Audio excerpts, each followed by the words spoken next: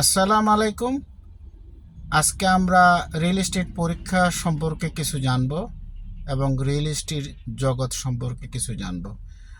তো আজকে আমরা যে বিষয়গুলো জানব সেটা হচ্ছে কাস্টমার এবং ক্লায়েন্ট। কাস্টমার হচ্ছে ওই ব্যক্তি যিনি আপনার কাছে আসলো এবং সম্পত্তি সংক্রান্ত ক্রয় বিক্রয়ের জন্য, ভাড়া নেওয়ার জন্য ইনফরমেশন জানলো বা বিস্তারিত তথ্য জানলো, ইনি হচ্ছেন কাস্টমার।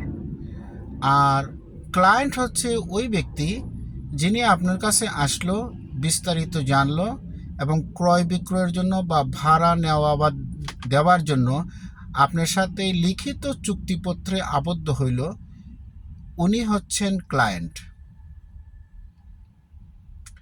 আচ্ছা, দ্বিতীয় আরেকটা সম্পর্কে আমরা জানব, ট্রুথ ইন ল্যান্ডিং অ্যাক্ট। এটা কি? ট্রুথ ইন ল্যান্ডিং অ্যাক্ট হচ্ছে একটা আইন। সেই আইনের একটা ধারা হচ্ছে regulation Z. Truth in landing হচ্ছে একটা আইন, যে আইনের একটা ধারা হচ্ছে রেগুলেশন জেড। ট্রুথ ইন ল্যান্ডিংয়ের আরও অনেক ধারা আছে, আমরা সেগুলোতে যাব না। সাধারণত পরীক্ষাতে ওইসব কোনো কিছু আসে না তেমন একটা। তবে রেগুলেশন জেড সম্পর্কে আমাদের কিছুটা জানতে হবে। পরীক্ষার প্রশ্নপত্রেও রেগুলেশন জেড সম্পর্কে আসে।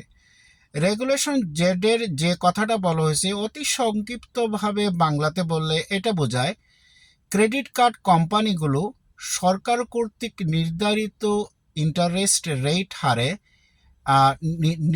নিতে হবে। এর উপরে তারা ইন্টারেস্ট রেট নিতে পারবেন না, যা নাকি সরকার কর্তৃক নির্ধারিত আছে। সরকার কর্তৃক নির্ধারিত রেটে তারা ইন্টারেস্ট নেওয়া লাগবে এবং সরকার কর্তৃক নির্ধারিতভাবে তারা লোনগুলা বিতরণ করতে হবে।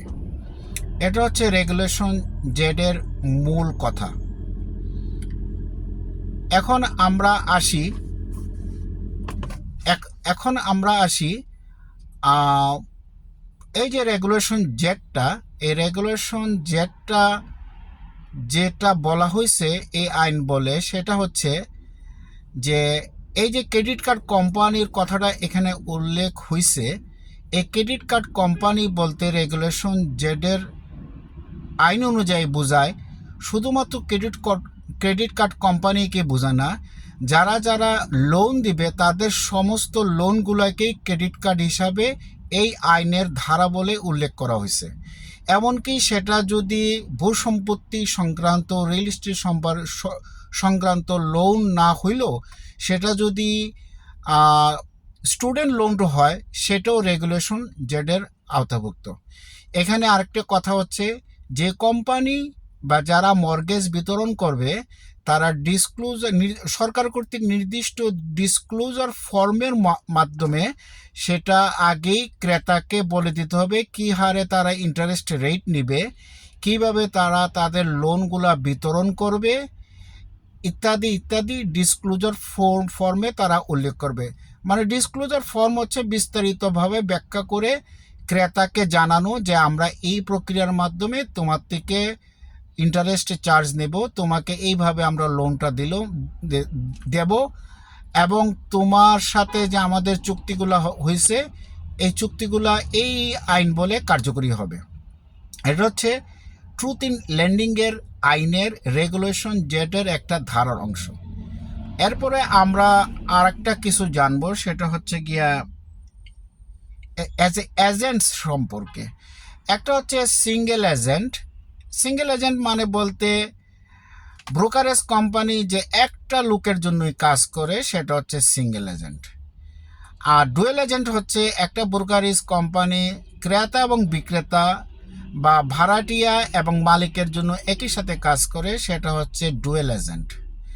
এখন যে এজেন্টটা শুধুমাত্র বিক্রেতার জন্য কাজ করে সেটা হচ্ছে সেলার এজেন্ট, আর যে এজেন্টটা শুধুমাত্র ক্রেতার জন্য কাজ করে সেটা হচ্ছে সেলার এজেন্ট।